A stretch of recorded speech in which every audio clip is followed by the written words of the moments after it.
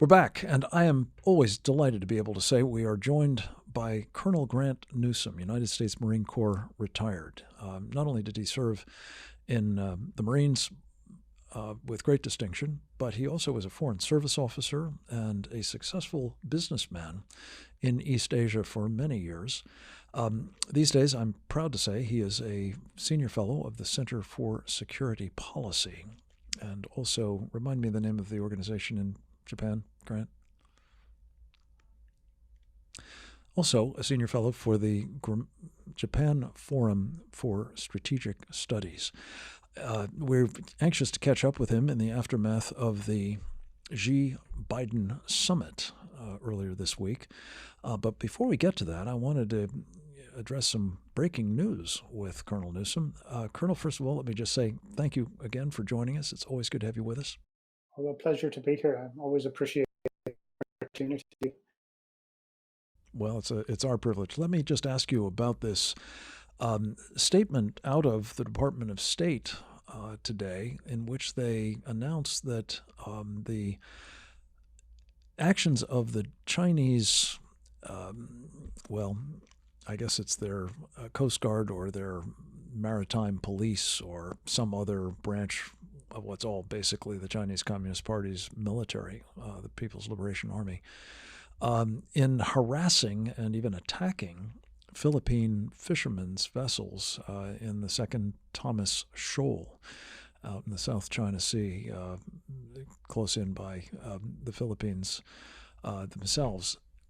First of all, what can you tell us about what precipitated this statement in terms of what's going on in that region? And then we'll talk a little bit about why this statement was issued.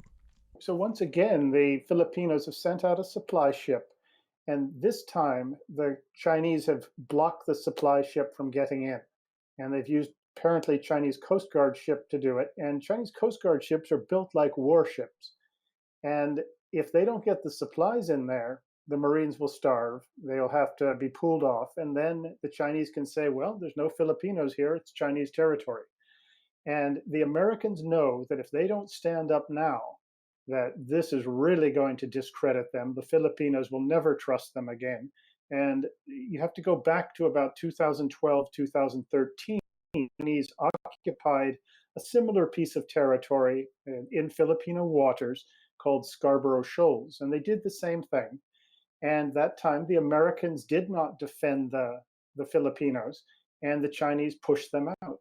And that did more to damage U.S. standing in Asia, I'd say, since the fall of Saigon in 1975. So this time, the Biden administration, many of the same people involved who let down the Filipinos in 2013 over Scarborough Shoals are seeing what's happening today nearby at Second Thomas Shoal and Second Thomas Reef. And they are thus very concerned that they're going to look embarrassed again. So they put out this statement saying they support the Filipinos and that the Philippine-US Defense Treaty applies. Whether or not they actually do something remains to be seen, but they are very worried about this, that the Chinese have taken these steps to really up the ante and challenge the Americans. It's not just Filipinos. This is very much directed at the White House. And this is in the aftermath, as I suggested earlier, of a summit meeting, a virtual summit meeting to be sure, but a summit meeting nonetheless between the dictator of China, Xi Jinping, who is now, I think, regarded by some as having been elevated to the level not just of Mao Zedong, the founder of the Chinese Communist Party, but sort of almost to emperor status. At the same meeting, Joe Biden, I think, is widely perceived to have comported himself more like a vassal of that emperor rather than as the leader of a superpower that is actually intending to defend itself and its allies and its interests around the world against the coming Chinese Communist Party threat. So do you think, Colonel Newsham, that some of this has to do with, a response to this perception that Joe Biden took a dive in that meeting, and the administration, the United States more generally, needs now to burnish its credentials and stand with its allies at last. In this case, the Philippines. Yes, I think that's a lot of it. At the summit that you mentioned, the Chinese gave up nothing. They made no concessions. There was some flowery language. Really, you had the impression that it was the Chinese almost toying with the Americans. Each side said its piece and what they think, but there was no indication the Chinese were serious about changing their behavior. And then just a day or two after this summit, you have the Chinese go after the Filipinos and almost to tell the Americans, well, what are you going to do about it? And the administration, I think, sees this and they're trying to sort of to appear like they're strong or to, like they're going to bolster our friends and take on the Chinese. But they've really seemed a little bit flustered. Yeah. See what Colonel, they do?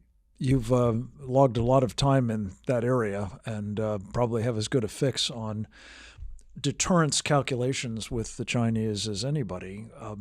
What are our options as you see them if it does come push to shove with the Chinese over Second Thomas Shoal? Well, you're going to have to do something in the immediate, and if that means send U.S. ships into the area, uh, you're going to have to do it and take those risks. But you can't just make a statement and then not put any ships or aircraft or even troops on the ground to support the Filipinos. And that would be well received with the Filipino public because they have gotten, a lot of them have gotten pretty tired of this Chinese bullying. But you have to do something in the area. At the same time, I would quietly. Yeah. And typically, we have naval forces in Subic, do we not? Something that could be mustered out fairly quickly? Oh, there may be a ship down there, but you could get something down from Okinawa very quickly.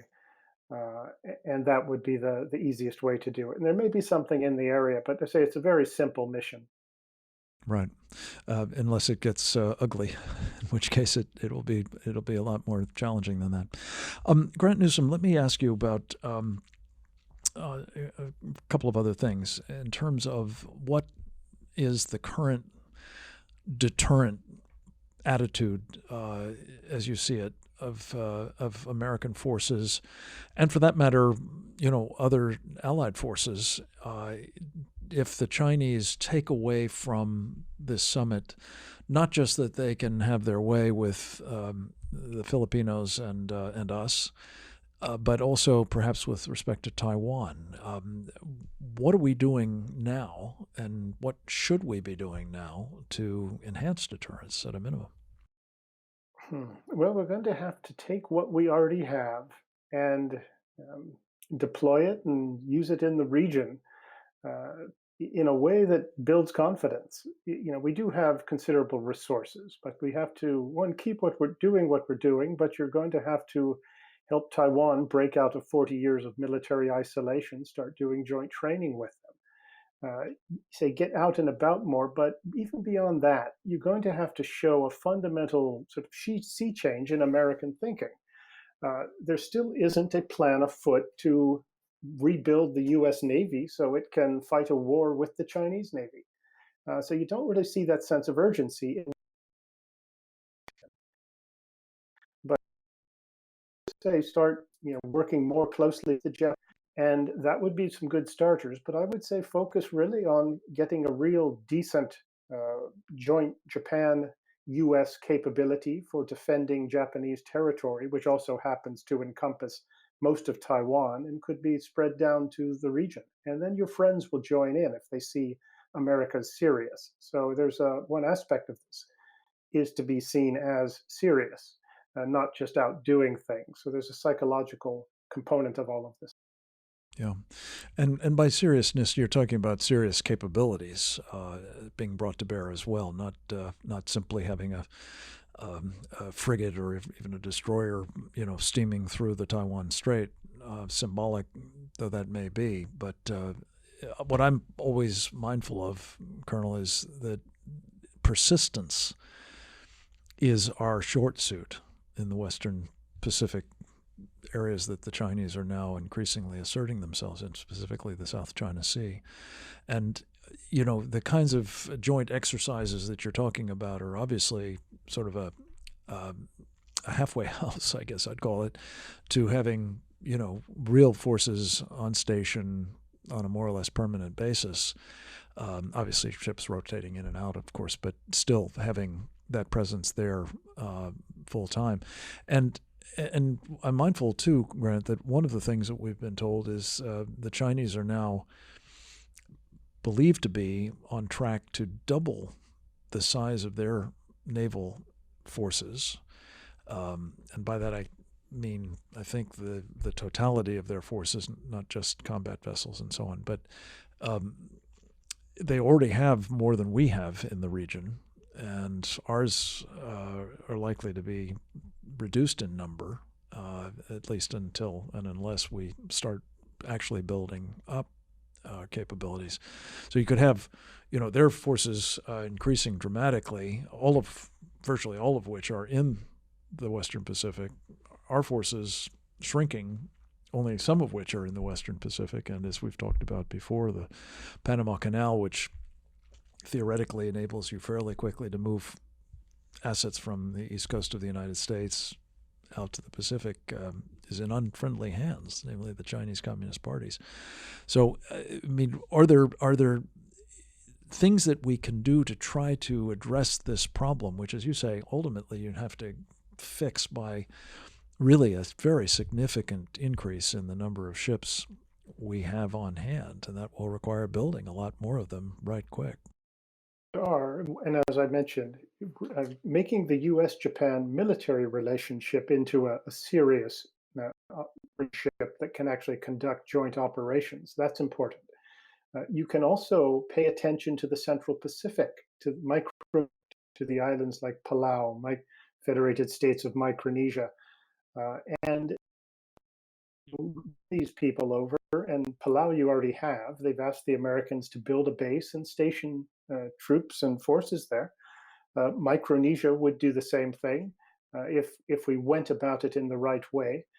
And we have to have that presence, as you suggested. You can't just sail through and think that that's enough. But so pay attention to the whole map: Central Pacific, Japan, and get into the Philippines, and capitalize on this Chinese bullying.